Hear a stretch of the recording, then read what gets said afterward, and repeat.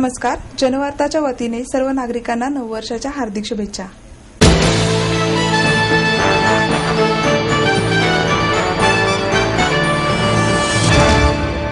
शिक्षण मंडळाचे 298 कोटींचे अंदाजपत्रक एकमताने मंजूर करण्यात आले आहे.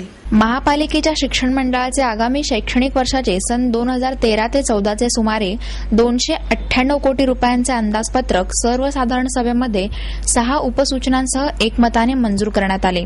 परंतु त्याचवेळी शिक्षण मंडळातील शाळांमधील विद्यार्थ्यांची गुणवत्ता सुधारणे, शिक्षक आणि कर्मचाऱ्यांना शिस्त लावण्यासाठी मंडळाचे सदस्य आणि अधिकाऱ्यांनी प्रयत्न करावेत अशी अपेक्षा सर्व पक्षीय सदस्यांनी व्यक्त केली. शिक्षण मंडळाने आगामी वर्षासाठी 344 कोटी रुपयांचे अंदाजपत्रक तयार केले होते. पालिका प्रशासनाने त्यामध्ये कटछाट करून ते 276 कोटींपर्यंत कमी केले होते. तर स्थायी समितीने मागील आठवड्यांमध्ये प्रशासनाने तयार केलेल्या अंदाजपत्रकाला मंजुरी देताना त्यामध्ये 16 कोटी रुपयांची वाढ सुचवित अंतिम मंजुरीसाठी सर्वसाधारण सभेपुढे ठेवले होते. 5.5 तासांच्या चर्चेनंतर या अंदाजपत्रकाला एकमताने मंजुरी देण्यात आली. अंदाजपत्रकावरील भाषणादरम्यान सर्वच पक्षाच्या सदस्यांनी शिक्षण मंडळाच्या कारभारावर टीका केली. शिक्षण मंडळाच्या शाळांतील असुविधा, स्वच्छतागृहांची परिस्थिती, शिपायांचे वर्तन, अध्यापनाव्यतिरिक्त शिक्षकांवरील ताण तसेच शिक्षकांच्या अध्यापनापेक्षा इतर गोष्टींवर असलेला भर, शिक्षक आणि शिक्षकेतर कर्मचाऱ्यांची उपस्थिती, शिक्षण मंडळ सदस्यांच्या खरेदीतील इंटरेस्ट आदी विषयांवर सदस्यांनी शिक्षण मंडळाला धारेवर धरले. यापुढे वर्ग सुरू असताना शिक्षकांना मोबाईलवर बोलण्यास बंदी घालण्यात यावी, शाळा सुधार समितीवर स्थानिक पोलीस अधिकाऱ्यांची नियुक्ती करावी, शाळांच्या परिसरातील पान टपऱ्या आणि दारूचे गुत्ते, वाईन शॉप बंद करावेत, विद्यार्थ्यांना स्वसंरक्षणाचे धडे द्यावेत, शिक्षण मंडळ सदस्यांनी टेंडरपेक्षा मंडळाची प्रतिमा सुधारण्यासाठी प्रयत्न करावेत, शाळांमध्ये वर्गाबाहेर पटसंख्येचा आकडा आणि विद्यार्थ्यांच्या नावांची यादी लावावी अशी सूचना सदस्यांकडून करण्यात आल्या. त्याचप्रमाणे राजीव गांधी ई लर्निंग स्कूलच्या धर्तीवर शहरात आणखी 5 शाळा सुरू झाल्या आहेत. शिक्षण मंडळ पुढील शैक्षणिक वर्षात राबवणार असलेल्या योजनांचा आढावा पुढील अंदाजपत्रकांसोबत सादर करण्यात यावा. तसेच बांधकाम कामगारांच्या मुलांना शिक्षण देण्यासाठी 2 मोबाईल व्हॅन वर्ग सुरू करावी आणि शिक्षण मंडळाने इयत्ता 8वीच्या पुढील वर्ग सुरू करावेत अशा प्रकारच्या उपसूचना मंजूर झाल्या आहेत.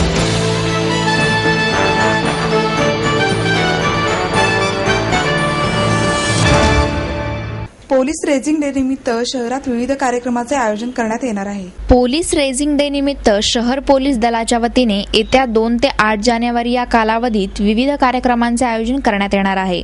दरवर्षी जानेवारी महिन्याच्या पहिल्या आठवड्यात पोलीस रेझिंग डे साजरा करण्यात येतो. या उपक्रमाची माहिती पोलीस आयुक्त गुलाबराव पोळ यांनी दिली.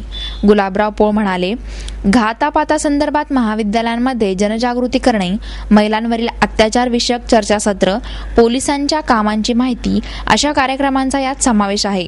बॉम्बस्फोट आणि घातापाताविषयीची चित्रफितही महाविद्यालयांमध्ये दाखवण्यात येणार आहे. तर महिलांच्या सुरक्षेबाबत चर्चासत्राचे आयोजन करण्यात येणार आहे. 2 जानेवारी रोजी दुपारी 2 वाजता शिवाजीनगर येथील पोलीस मुख्यालयात हा कार्यक्रम होईल असेही त्यांनी सांगितले.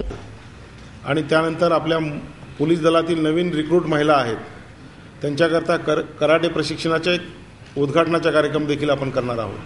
आणि यामध्ये काही कॉलेजमधून जर काही युवती प्रशिक्षण घेऊ इच्छित असतील तर त्यांना देखील आपण या ठिकाणी समावेश त्यांचाही त्यामध्ये करणार आहोत. आता काही कॉलेजमधून विचारणा होती की कॉलेज स्तरावरतीच प्रशिक्षण दिलं तर बरं होईल, म्हणून आम्ही कॉलेजलाच विनंती करणार आहे की कराटेचे जे प्रशिक्षित खेळाडू आहेत, मुलं आणि मुली, त्यांची मदत घेऊन कॉलेज स्तरावरती तुम्ही आयोजित करावं. त्यामध्ये जर काही अडचण येत असेल तर आम्ही त्यांना मदत करणार आहोत. याशिवाय 2 तारखेला हा एक कार्यक्रम झाला. दुसरा कार्यक्रम आहे की 33 पोलीस स्टेशन आपल्या शहरामध्ये आहेत. ते प्रत्येक पोलीस स्टेशनच्या हद्दीमध्ये हे महाविद्यालयामध्ये बॉम्बस्फोटक विषयक घातपातबाबत तयार करण्यात आलेली चित्रफित दाखवणे हा देखील कार्यक्रम आपण हाती घेतलेला आहे.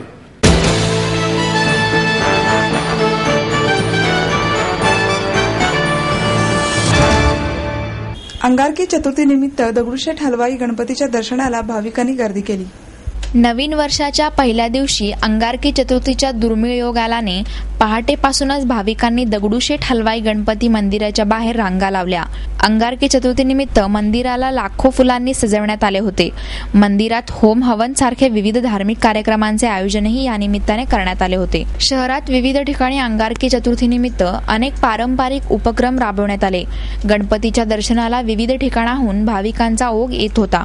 लांबच लांब रांग असूनही भाविकांनी संयम राखत अत्यंत भक्तिभावाने गणरायांचे दर्शन घेतले आणि नववर्ष सुख समृद्धीचे जावो आणि सर्वत्र शांतता नांदो असे साकडेही गणरायाला घातले. तसेच अत्यंत उत्साहपूर्ण वातावरणात गणपती बाप्पांची आरती करण्यात आली.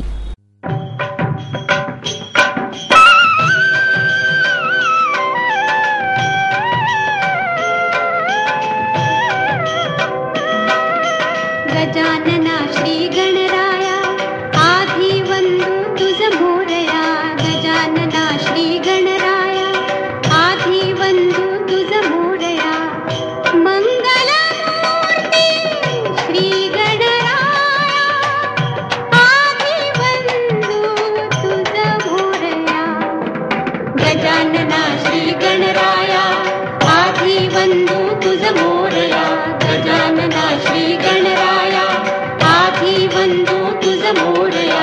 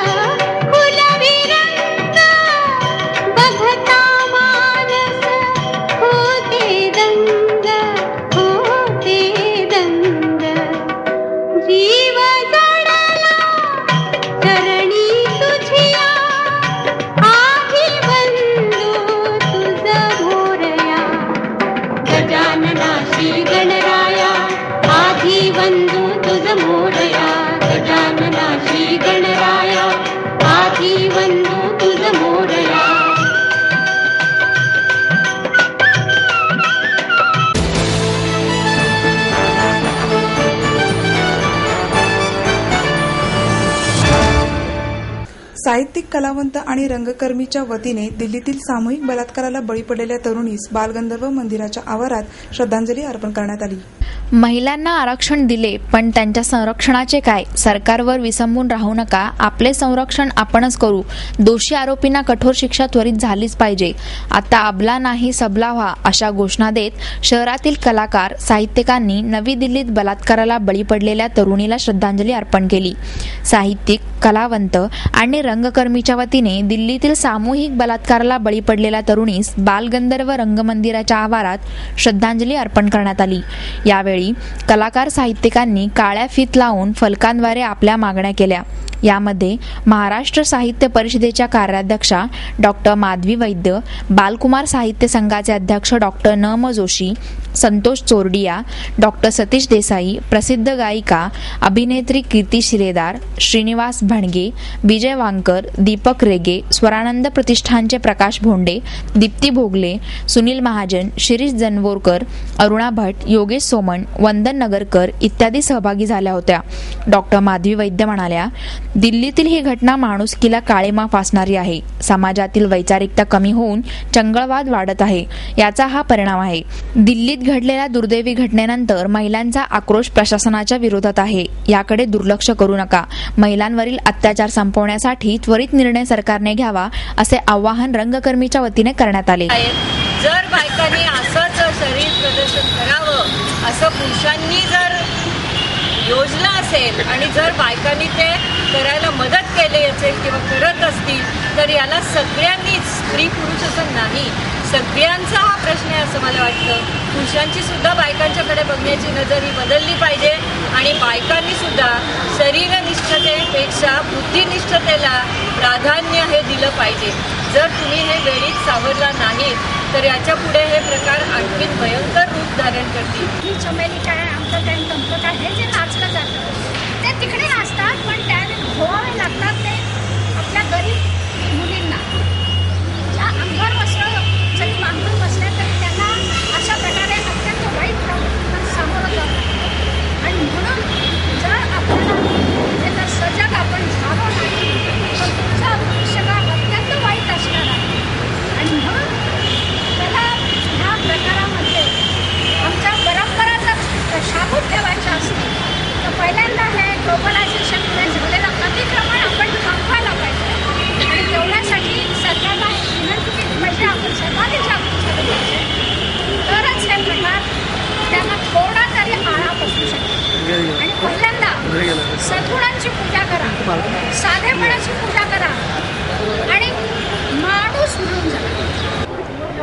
मेसेज म्हणजे आता आम्ही सर्व कलाकार पुण्यातील, खरं तर कलाकार हा संपूर्ण विश्वात तो कुठेही कार्यक्रमाच्या माध्यमातून जात असतो.